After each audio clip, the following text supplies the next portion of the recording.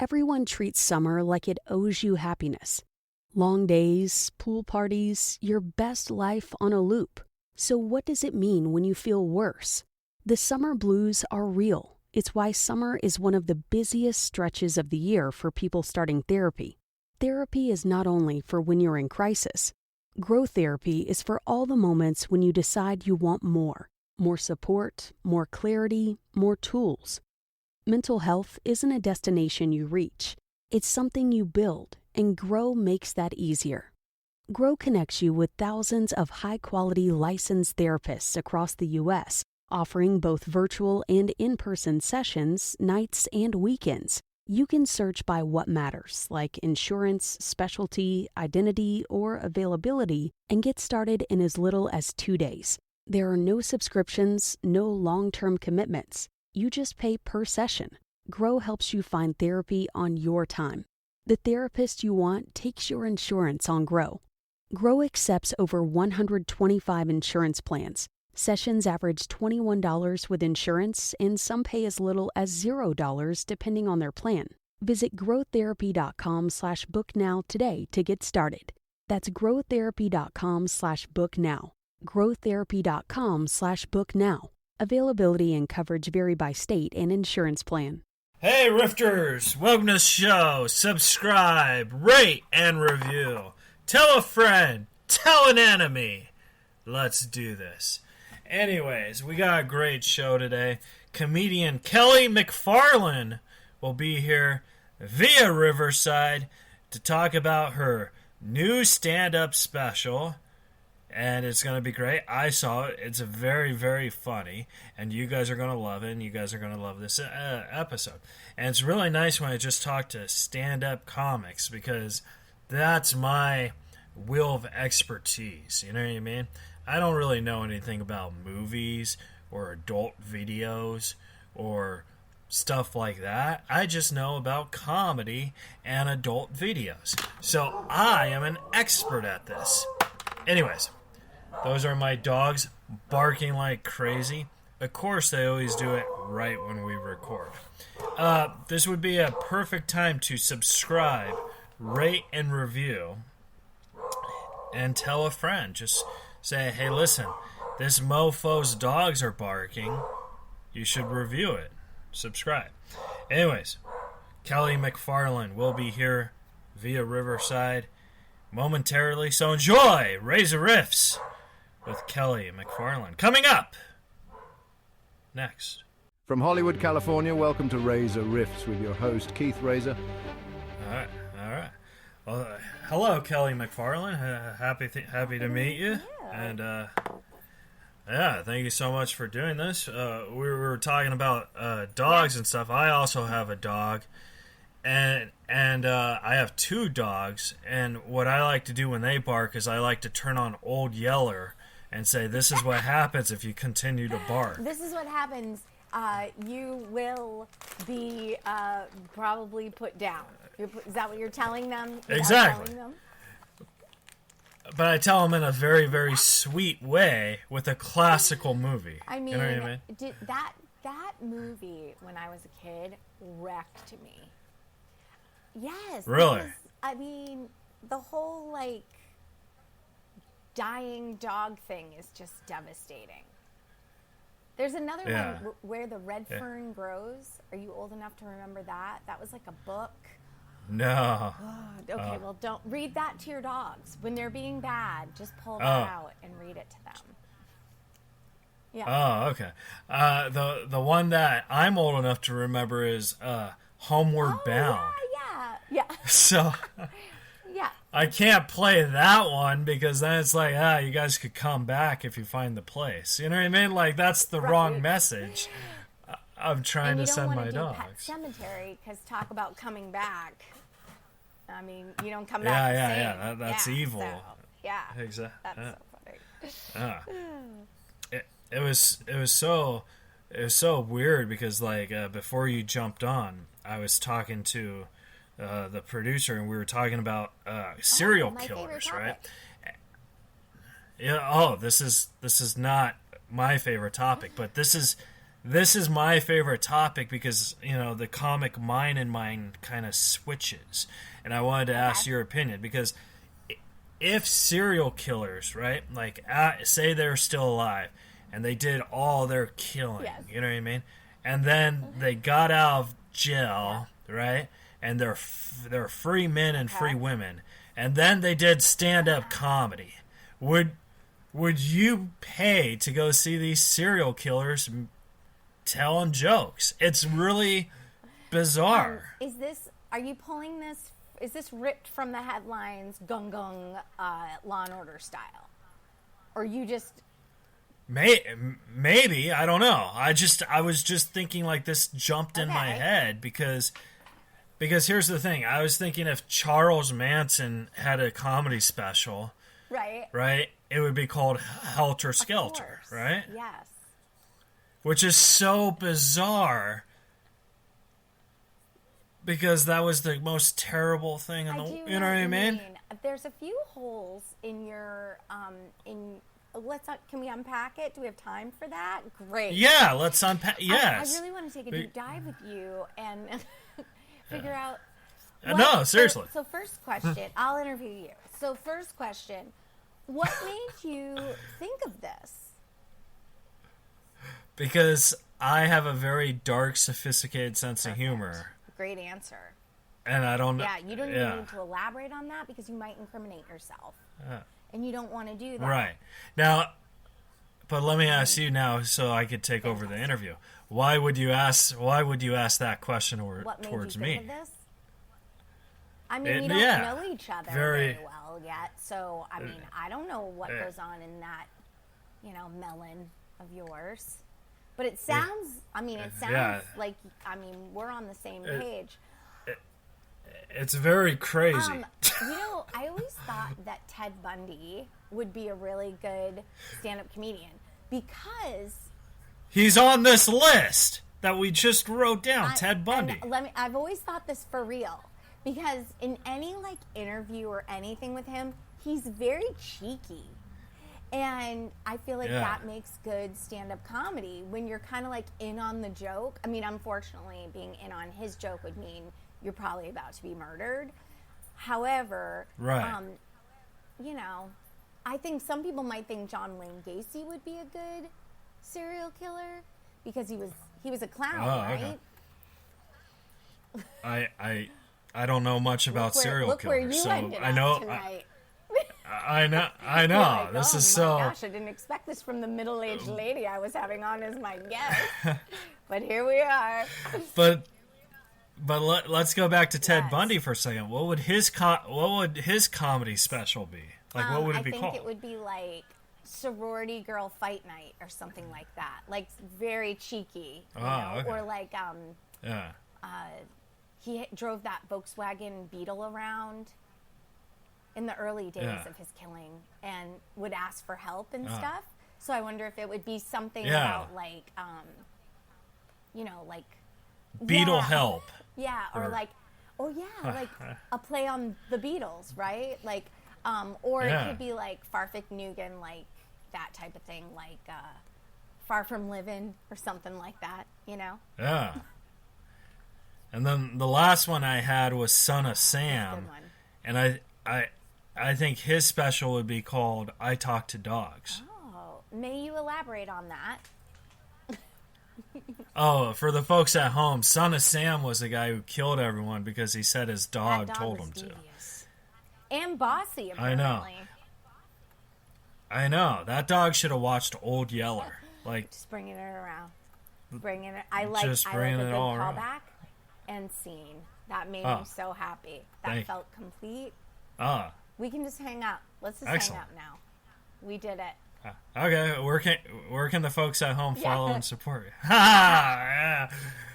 Yeah.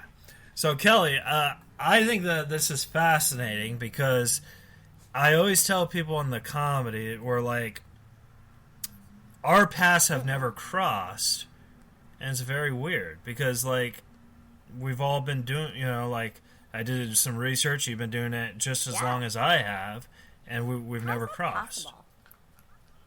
Where do you I know, live? right? I live in Los studios, Angeles. but no, I'm just kidding. Yeah. Oh, well, yeah. Well, and I'm in right I'm by in Ted Boston. Bundy. So it's East Coast, West Oh, Coast, okay. You know what I mean? So that does makes make sense. sense. That why our paths have no. Yeah. Have you ever done the Wilbur? The Wilbur's great, isn't it? Yeah, I'm there next weekend, actually, Yeah. with Kathleen Madigan. Allow me to just drop Whoa. a plug for a show coming up. Drop it all you want. I probably won't be able to edit it by I know, next week. I know. I had that thought as soon as it was leaving my mouth. I was like, and I don't know when this is going to be, but don't show up. I mean, I will try, No, but don't get your hopes are never up. up, friend. You know that. When you've been... Yeah, because I still got to get Charles Manson's episode out. I got to get all these. I mean, you know. Ted Bundy is going to be research. You want to fact check. You got a lot of things to do. Your plate's full. Yeah, I know. It's ridiculous. But yeah, it's so funny. So, like, how did you, like, I know this is a very hacky question, but how did you start in the stand-up? Like, what made you want to do the stand-up? I mean, I feel like it's like the same old story, right? As a lot of people, it's I grew up listening to stand-up, and I grew up in a time where it was like you weren't, when I was little, you couldn't really watch it on TV so much as like unless it was like late night television. But I was little, right? So I wasn't allowed to stay up. Were you Carson? Or? And but my parents had albums. They had comedy albums, and I would go in to the den and like listen to vinyl and play the comedy albums. And they were great parents. Also didn't set a lot of boundaries as the youngest child in my family. So I was just listening to like Richard Pryor and like everything that probably wasn't appropriate at that age, but it really made me love comedy and the way a single person could like just invoke laughter, and it ends in a shared experience for this audience, right? And I really fell in love with that that whole like idea of being a performer. And I was like a singing and dancing kid too, so my parents had me in dance lessons and singing, and I was performing already and realizing like this isn't I'm not going to be a dancer, you know, at under 5 feet tall with a buxom build. So I was always being funny and getting in trouble, and not terrible trouble, but you know, the kind, I don't know, did you have that when you were growing up where it was like, I was never like terribly in trouble, but I was in trouble? Like, I definitely had that, because I went to singing lessons and dance lessons too, and and I realized when I got older that I'm tone deaf, so I'm not going to be a singer, and I'm too fat to be a stripper, so I'm not going to be a dancer. So then I thought I would be a comedian. That's how we're born. Yeah. That's how Exactly. comedians are born. We're just super funny and maybe a little chunky, and so we figure it out, right? Yeah.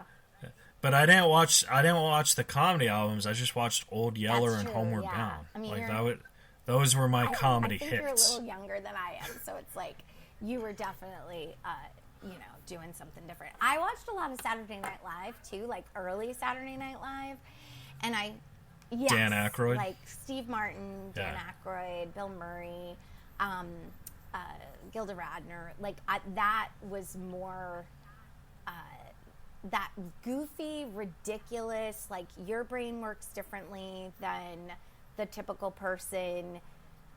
Type of comedy was really more what I loved to watch.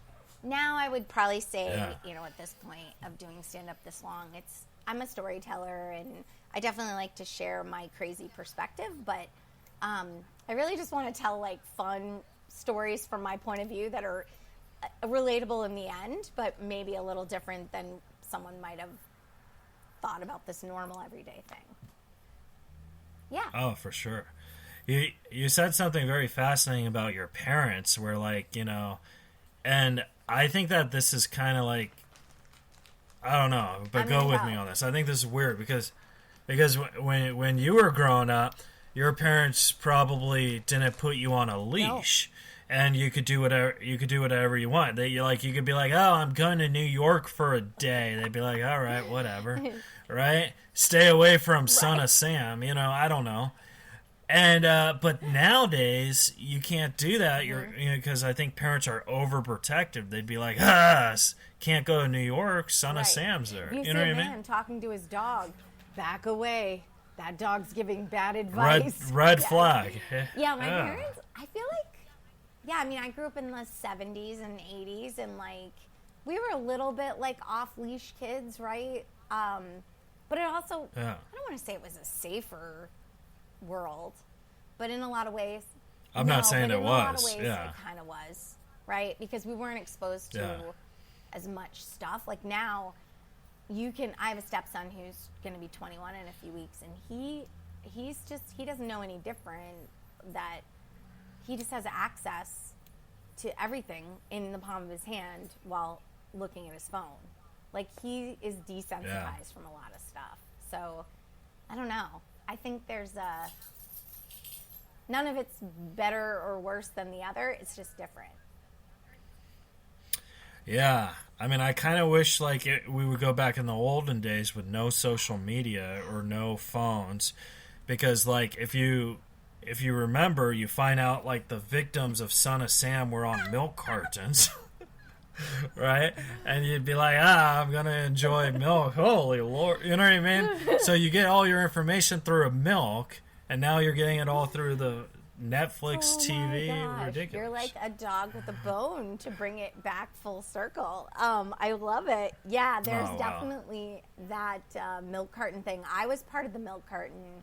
I remember when the milk cartons came out, and it was like, why are they putting these missing kids on milk cartons to terrify you over breakfast?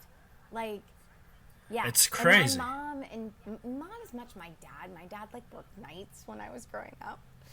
So I was one of those kids, a little latchkey kid. But my mom would be like, you know what?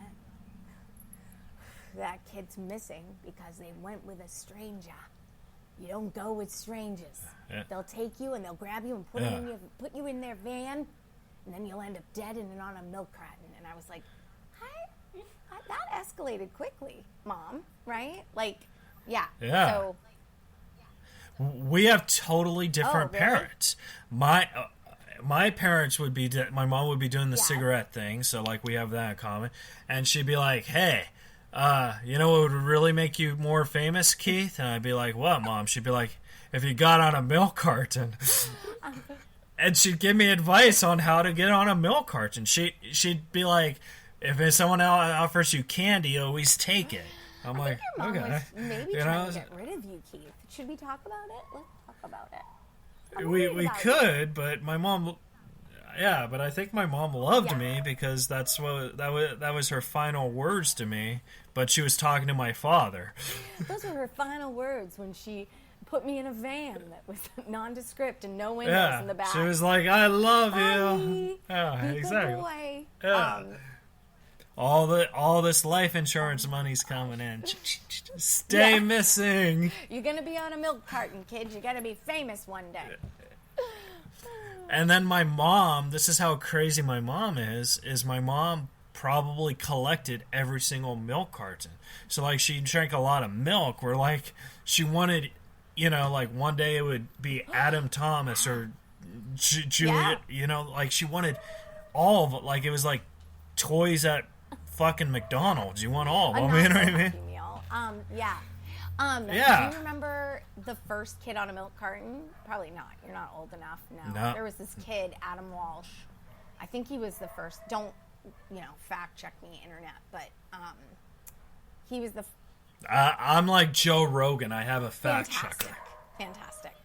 Can we get on that, Corey? Make sure that's... fact check me. And his dad is the guy who started America's Most Wanted. Yeah. Oh yes, I did know this. I didn't know he was the first missing child of all time. Kid. Yeah. Oh, okay. I was gonna say, because of all not time. Of all time.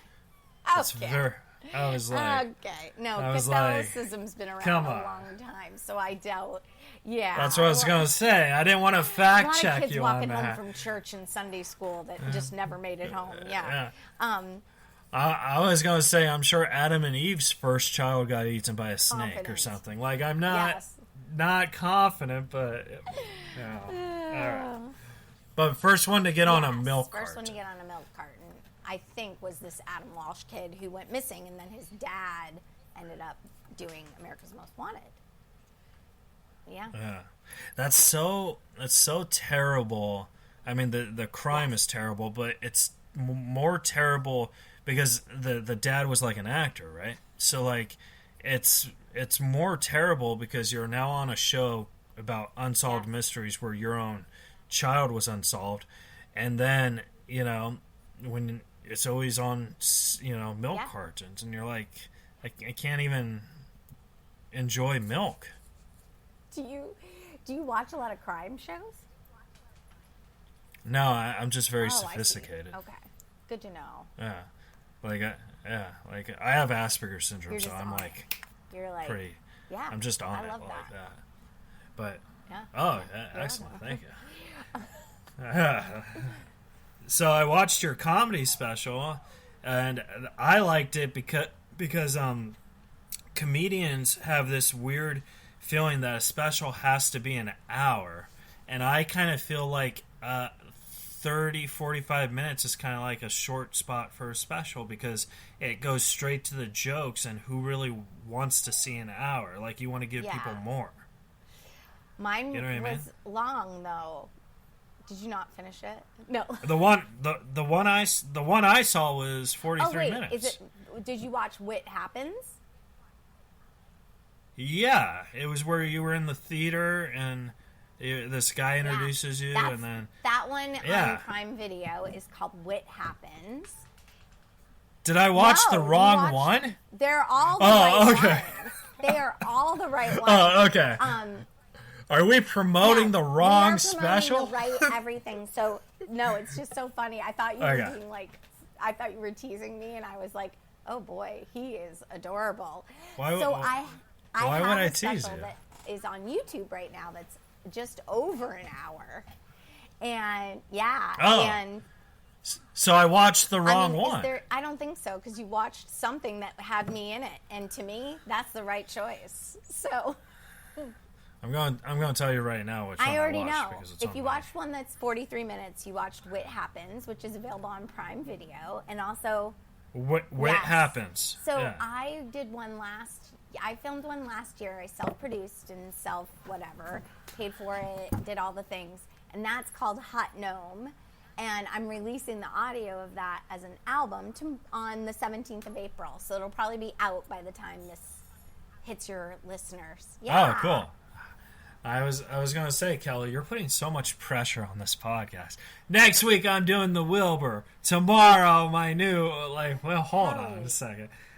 Did I not explain? I got a list of serial killers first, and then I got... I've got things to do, Kelly. I'm busy. No. It'll be out by the time this drops to your listeners, so they can go find it. Yeah, that would be awesome. So like, how was that? Like, how many times did you film that? Was that a one take thing? Yeah. Whoa, yeah. I did my special in one take. What's your special called? It was It's called Make It Happen. And where can we watch it? Yeah. Oh well, it's been I know, out for where 5 can I years. watch People it? have already. Oh, it's on the YouTube. It's on Okay. the. You want to see something Always. crazy? I hope it's a right. chupacabra. Hold on 1 second because it's tall. But talk about Son of Sam. I'll be right back. Son of Sam wreaked havoc on New York City back in the late 70s, early 80s. His dog told him to kill people, so he went around and he would. Okay, all right, I was just I'm doing back. a TED Talk about Son of Sam. Yeah. I'm really glad I was wearing pants today because I got up, and that would have been so awkward because, it's now we live, because there's a day where you go to a radio station and do these things live, but now it's all on Zoom. You never know who's wearing pants, so I am so thankful. But this is my special, and and it's the most proudest thing I've ever done because I have a John Cusack. Do you know John Cusack? I have a John Cusack fascination. You're doing a little standby, you know what I mean? like a what is it? Say anything. Say anything. Tribute in that cover. I love it. Yeah. So, anyways, not to brag, John Cusack is now my new best friend, and I opened up for him, and he signed it, Cusack approved. So I'm fangirling right now, just so you know. Oh, I was fangirling the whole time. I was like, John, I love you. You know, like, I love him in oh my God. Say anything. Better off dead. I am just like. I loved him in My Boy's Missing and He's on a Milk Carton. That's my I favorite. thought you were going to say Hot Tub Time Machine, and I was going to be like 1 or 2. 1 is fantastic. Oh, 2 is a piece of garbage. Well, he got trimmed out too because of that. He was like, I know this is garbage. Let's get Adam Scott. You know what I mean? Did you open for him at the Wilbur? No, no. I forgot. I want to say it was the Magnolia, but he doesn't do stand up, so that's why it's more fun. Oh, but sorry. back to I was you. Gonna ask more John Cusack questions because. Oh, okay. Just Go ahead. Ask so more does John he Cusack. still play? Do they play the movie High Fidelity and then he answers questions about it? Yes, but it wasn't High Fidelity. It was Say Anything. That's nice. And it's very smart. Like if I was an actor, I would just want to do one hit movie and then just do that. I agree. You know what I mean? Just be like, well, you know, I had to pick up a radio, you know, the same thing. She you know, gave me a something pen. like that. Yeah. Yep. For sure. And actually, she gave me an entire career. Oh, you know, good like, one. Yes. Thank you. Now, John, if you are listening, he actually does listen to this podcast. John, John, I just want you to know that was a joke of the career of like going through the theaters with the movie. He knows Not that. you. He's you fantastic. Okay, There's no excellent. way he doesn't know that. I don't even know him, and I'm assuming he knows that. He's he's great. fantastic. Cool Okay, stuff. back to us. Back to you. And I had a question, then you asked me a question. I totally forgot This my is what question. I do to people. I'm sorry. I know. Oh yeah. So you filmed it in one time, and so like that that's crazy anxiety because that's what I was gonna say. I filmed mine in one time, and the whole time I was like, I really hope I don't fuck this up. Yeah. You know what I mean? How in your mind like as a comic, like how do you like, because one time's very hard. So you know? It's like throwing darts at a I mean it's so this is where I got to with it, and this is gonna sound so like inside baseball with stand up, but I think that's what you like to talk about, and your listeners probably I love baseball. Baseball's the best. How many strikes did you hit? How many balls? You know, I had so many touchdowns. No, Oh, that's football. Oh We God, love I football it so too. much. Oh my God. So this is how I went into this special. Because it was my money, right? So it's like when you're doing it that way, it kind of, I could have easily gone off the rails and been nervous or in my head or afraid. And the director wanted to do 2 shows, and I was like, no, we're doing 1 show, 1 big theater show. Yeah. And so we did 1 show. And I just walked into it the way I would walk into any other night I was performing in a theater, and it was 1 show. And I gave it 100%. And I wanted it to be like a moment in time and a good sampling of what it's like to go see me. And that's where it ended. And I think that's why the audio, so this is my 3rd album coming out, and it's like the other 2 are good. They're good. This one I really love, just because it was like, I wasn't thinking about recording an album. I wasn't thinking about recording the special. I just was thinking about having a good show and having a fun night, and that's what I did. So I think that it was kind of a learning experience, because now I just treat everything that way. Like every show is, this is just going to be a good night at work, and it's going to be one of many, right? Many that I've already done, and then many of more to come. So it's a good way to approach it. Yeah, that's exactly how you have to approach it, and you do your set, like even if there's like 3 people or you got to do that, and then you just got to think it's only going to be bad if no one pays me. Right, exactly. If the check bounces, that's bad. If the Venmo doesn't go through. I was going to say, you're in Boston. Maybe they still do it in checks, but now they do it here in Los Angeles, Zelle and Venmo, and they're like, by the way, it's going to take a week. Yeah. And you're like, really? Yeah. I was like, yeah, I'm sure it Everything does. Takes a week, yeah. But money shouldn't. Right. Yeah. Yeah. It's good. They say time heals all wounds. I don't know if I Time believe that. doesn't Do you believe pay that? all bills. That's what I would say. Yes. It doesn't exactly. buy milk. That would. Yeah. And then, maybe if more people bought milk, they could find Adam. You keep tying what's up in a beautiful bow. It's bringing me joy. Well, you know what's really crazy is, I don't really know that case so well, but I do know the dad is dead, right? Because he's not in the new Unsolved Mysteries. America's Most Wanted. I don't think he's dead. But Richard Stack is who you're thinking of on Unsolved Mysteries. Yeah. Yeah. If you. Yeah. He's definitely. Knows the whereabouts or location of. Yeah. Exactly. He's definitely dead. I think. Corey, can you fact check that? Thanks. Yeah. He's deader than my dead great grandfather. You know what I mean? But what if his son Adam is like alive and well and just kind of just did it because he didn't like his dad? Wow. You know what I mean?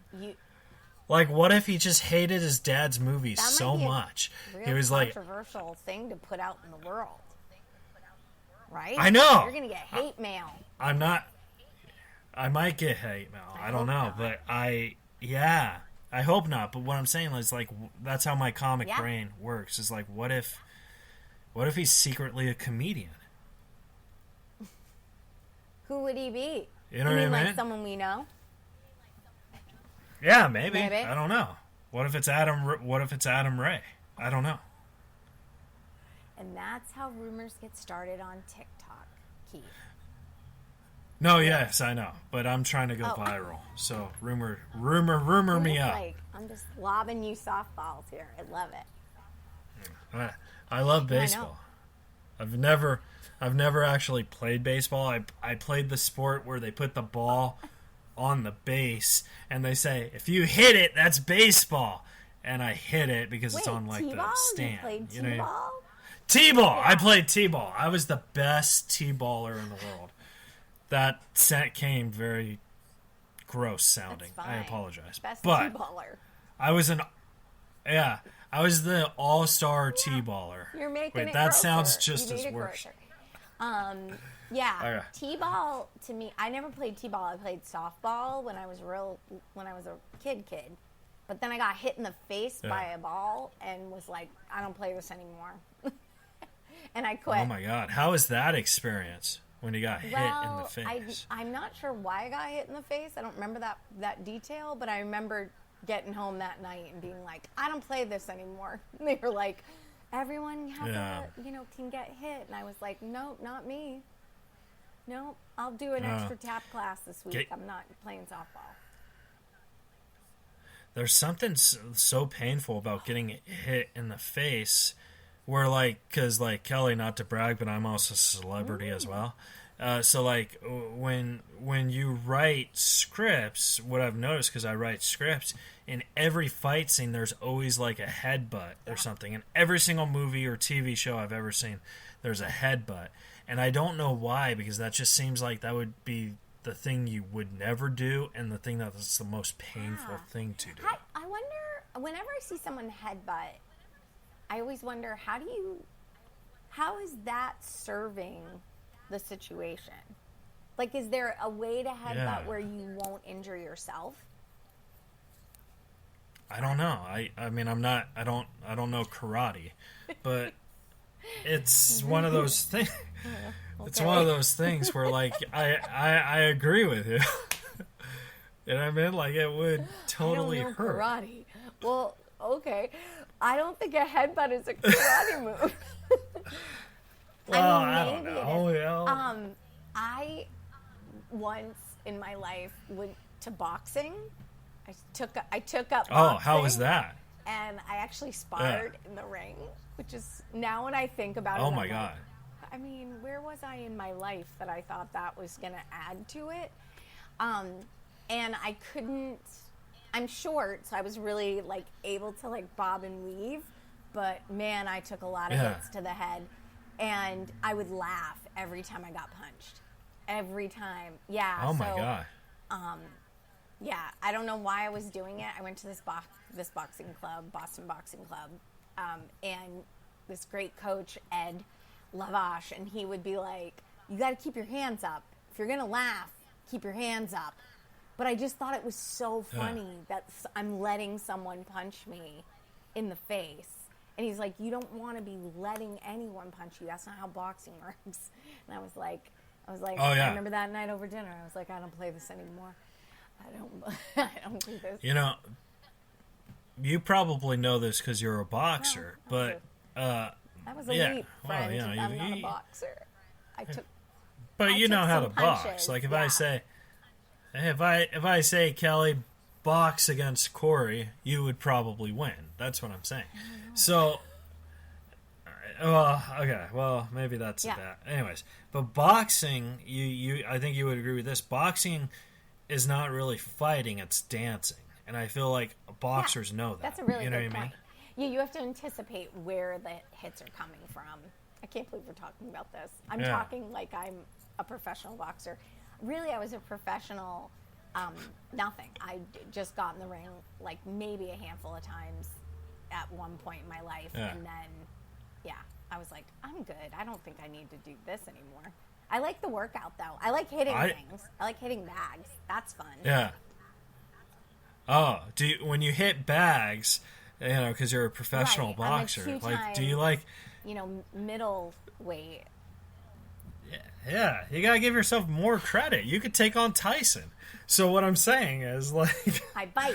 When you're boxing, like, in your head, do you imagine it's like your worst enemy you're hitting, or like how do you do that? I don't have a worst enemy. I mean, that I know of. Oh, okay, excellent. So you don't imagine it's me when you're boxing, like, shut up. Quiet These are bad questions. Bad questions. No, yeah, I like scolding. I'm not a very aggressive person.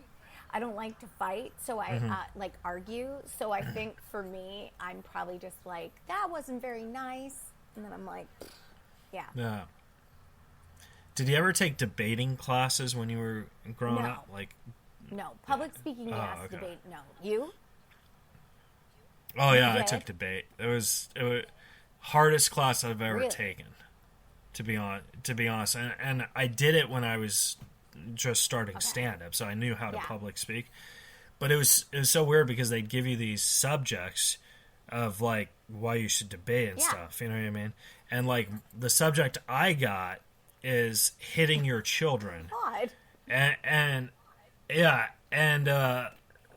the person I was debating I got why it's bad. Wait, you right? got why it's and good? I had to argue.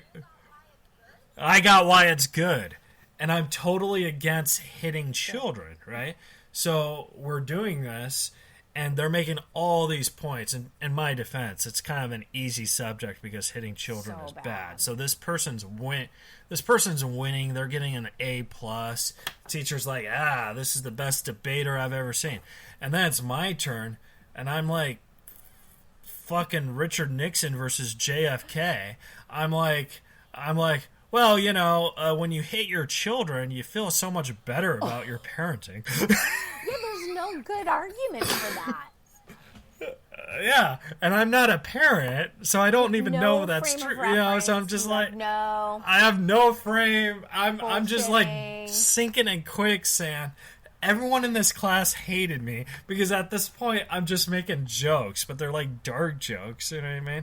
And they just hated me. And they were filming me on TikTok, and I was like, we're going to get you canceled. And I was like, yeah, well, you know, hey, you know, sometimes you got to hit them or they go on a milk carton. That's what I was trying to say.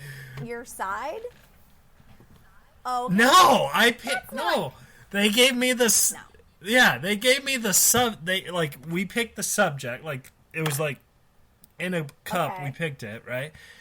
And then, so then they had another cup, like, for or against, right? So I had to, and like my partner picked for, and I got against. And I was like, this is, or I got for, they got against. I was like, this is. Come on. How can you get canceled if you didn't get to pick your opinion? I think that's why I didn't like the idea of debate. Because it's like, I don't want to debate something I don't believe in. Technology, though, Kelly, in 2000 was just ridiculous. So that's all I gotta say. Yeah. So how? Because you're a very clean comic, and how like because you take like your marriage and all that. I think it's it's clean. It's clean-ish. Yeah. So like it's cleanish, or like I would never say you're Richard Pryor. That's what I'm saying. But I love dirty comedy. I want to be clear. I love it. It doesn't sound good coming out of my face. Okay, so maybe you're not a clean comic. You're a PG-13 comic. I mean, I think I'm just normal. That's fair. Like normal. I'm so like average. you're average. Average, right? But exactly. But your writing style is so good that you can't even tell there's filth in it. Yes. Does that make sense? That's a great compliment. Yeah, I like to allude to things and not say them outright. There have been moments where I'm like, maybe I should say them outright. Maybe that would make me, as the kids say, explode or pop. But I think the kids say that? I mean, I always thought that was an adult thing, but if kids are saying that, that is kind of disgusting. What are the kids into? Yeah. I know. So I feel like, I don't know. I've been on shows. Have you ever been like on those shows where they're like, "This is a dirty show. Be as dirty as you want." I'm like, I did one last night. It was very weird. Are you a dirty comic? Would you consider yourself dirty? No, I would consider myself a clean with dirty stuff. Yeah. But when people say I'm clean, I would flinch because I'm like, I'm not really clean. But then after I see their point, I'm like, maybe I am clean. I do know what I mean. Yeah. Like, I guess I'm clean compared to other people. Like. Yeah. I'm not clean like Brian Regan. No. Yeah. You know what I mean?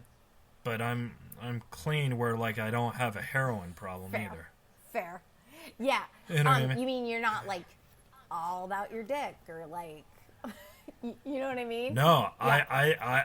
I talk about being on the spectrum, and I talk about John Cusack, and I talk about serial killers and Old Yeller. It's so strange. That's what I talk about. Our acts are very similar. You're just one husband away from us matching a spouse. You really just need a spouse. I know. I talk about. I know. I'm just waiting true crime. Yeah, I'm just waiting to get promoted. Yeah. I love it. Yeah. How is the dirty show? But, were you dirty? Did you measure up dirty-wise compared to the other comedians? No, it was very weird. It was like, so here's what happened. So like, I'm going to change the names of the story because I got it. Well, they're not necessarily innocent, but I feel like if I say real names and then like it goes viral and they're going to be like, oh, you remember? I just don't need this. I'm trying to move on from hate, right? So I tour with Johnny Depp, right? And we were driving, right? And I'm changing the names, you know? But, okay, go on. I just have a quick pause. So, but the John Cusack story was real, right? No, that's for sure real. Johnny Depp for this. Got it. Yeah, I showed you the evidence of the John Cusack. Listen, I'm just clarifying. I'm fact checking. Corey seems to be saying you're fact checking. I just want to make sure. Corey's also producing 4 other shows right now, so she's like, I gotta get this out next week. This lady keeps go on. So you're touring with Johnny Depp. I'm touring with Johnny Depp. Johnny calls me, right? He's like, hey, Keith, because that's my name. I was like, hey, Johnny. He's like, hey, I'm going to do the Ontario Improv for a big benefit. Levity's going to be there. Pick me up. We're going to do some time. I'm like, cool. So I pick up Johnny, right? And on the way to Ontario for a Wednesday show, you would think traffic is not bad, right? Because it's in a different direction of LA. Kelly, 100% wrong. Traffic was terrible. It was like a 3-hour drive, and it's not moving. All these lanes are closed. It's the middle of the day. Very crazy. So we get there, right? And Johnny says, hey, I'm Johnny Depp. I'm about to headline the show. And, Louis, what's another celebrity? Louis, help me out here. Just use Louis. He's the Louis Anderson comes back from the dead, and he says, "Oh, I thank you so much for doing the show. It's actually my show, and they just booked you to headline Johnny Depp, but it's my show." And Johnny Depp's like, "Oh, that's cool. Can Keith do some time?" And Louis Anderson's like, "Well, I got fucking Billy Crystal on the lineup. I got Julia Roberts making a guest experience." Yeah. I got all these people just doing time, but I'll throw Keith Reza. He looks like he's funny. And Johnny Depp's like, cool. So Louis Anderson goes upstairs, right? And he starts the show. And it's very weird because I've heard Louis Anderson is like the nicest comic in the world, but I don't know what he was doing. I don't know if this is his hosting set. But I thought it was very, very weird. So then he's like, all right, ladies and gentlemen, I like to bring up open mic comedy to do a spot, because when I toured with the great, Dick Shawn, he gave me all these spots. And, I just wanted to pass it down. So, ladies and gentlemen, please welcome Keith Reza. And he mentioned me as an open micer, and that automatically turned me off, right? So, to be fair, my 5-minute set was good, but if you saw Louis Anderson's set, you would think, oh, it was way good, but it was just kind of not in the right element, right? And Julia Roberts bombed, Billy Crystal bombed, and, I'm going to be real with you, even Johnny Depp bombed. So, it was a weird show, sold out. It was very crazy. And then we're driving home, and all these lanes are closed again. So it took us another 3 hours, and Johnny's just yapping his ear off about pirates. I wanted you to mention pirates so much in that story, and you did at the end. Thank you. Thank you. So, of course. My takeaways from this, correct me if I'm wrong. You were on a show last night. Everyone did poorly. Right. It was supposed to be a dirty show, and you did. But I think they did poorly because I did not dirty. Yes. Okay, got it. Yeah. Also, why would someone introduce you as an open micer? I know, that was weird, but that was one of those things where like we talked about earlier, our paths just never crossed, and these guys, they're a brother. They're a brother team, Louis Anderson and Joey Anderson, and they're, so yeah, we just never. Weird. I mean, I took offense to it, but I also thought maybe they don't really know. I do think too, it's like there's something from the audience where if someone says, "Well, this is an open micer," and there's all these pros on the show. Even if you're not an open micer, they're like, oh, cute. Right? Like the audience. That's what people That's what people Yeah. said to me. Like, I got off stage, this guy came up to me, he's like, keep at it, man. I was like, I've been doing this for My 23 God. fucking Yeah. years. Yeah. Yeah. So sometimes I'll get introduced like this. This next gal is really making a name for herself. I'm like, Okay. oh my God, I'm just making a name for myself now. Oh my gosh, I'm exhausted. What's going to happen to me? Yeah. And it does kind of like throw me for a minute, like, because I'm, ego gets in the way and you're like, come on, man. And then I'm like, no, I'm not even worried about it. I'm like, yeah. Just bring me up so I can do my thing. Yeah. But so do you have an ego? Like how it sounds I like think you we don't. all have an ego. I just try to. Oh, really? But you just I don't try to show keep it. mine like in check. Because I think in the past, like, it was hard for me to control. Like you get all butthurt about. That's such a Boston thing to say. I don't know if you guys say that where you're on the West Coast. Butthurt, like you get all like. No, we say anal hurt. Colon crushed. That's what we say. So, Yeah. but people, you get all like mad or puffed up because someone introduces you in a way that was like not to your liking, or you get like, I don't know, someone makes a comment to you or whatever it is. And now I'm just like, just do what you do and let go of the rest of it. And, hopefully 9 times out of 10 it goes really well. And there's that one time that it's probably not even as bad as you thought it was. It just didn't feel as good as the other 9 times. Right? Yeah. And for sure, I got nothing against Louis Anderson, Billy Crystal, Julia Roberts, Johnny Depp. They were not there for the folks at home. Just the names have been protected. So just want to make that clear.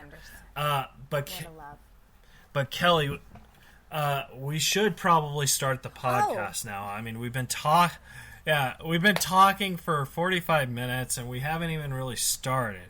But I just wanted to get to know you a little, so it could be. That's great. I love that you just said that. We should probably get into it. I'm gonna hit record. Yeah, well, we've been recording this whole time because you never know if there's gold. You know what I mean? To help us go viral, or me, and then you. Yeah, because you got a life full of amazing stuff. You were alive when all these serial killers were here.